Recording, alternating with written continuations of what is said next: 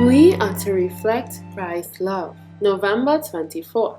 Then said Jesus to them again, Peace be unto you. As my Father hath sent me, even so send I you. John 20:21. We should earnestly seek to know and appreciate the truth, that we may present it to others as it is in Jesus. We need to have a correct estimate of the value of our own souls. Then we would not be as reckless in regard to our course of action as at present. We would seek most earnestly to know God's way. We would work an opposite direction from selfishness, and our constant prayer would be that we might have the mind of Christ, that we might be molded and fashioned after his likeness. It is in looking to Jesus and beholding his loveliness, having our eyes steadfastly fixed upon him, that we may become changed into his image.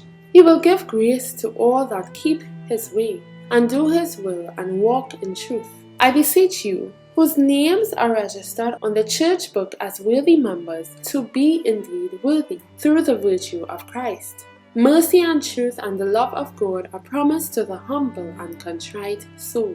All heaven is filled with amazement that when this love, so broad, so deep, so rich and full, is presented to men who have known the grace of our Lord Jesus Christ, they are so indifferent, so cold and unmoved. The infinite treasures of truth have been accumulating from age to age. No representation can adequately impress us with the extent, the richness of these vast resources. They are awaiting the demand of those who appreciate them. These gems of truth are to be gathered up by God's remnant people, to be given by them to the world, but self-confidence and obduracy of soul refuse the blessed treasure. God so loved the world that he gave his only begotten Son, that whosoever believeth in him should not perish but have everlasting life. Such love cannot be measured, neither can it be expressed. John calls upon the world to behold what manner of love the Father had bestowed upon us, that we should be called the sons of God. It is a love that passeth knowledge.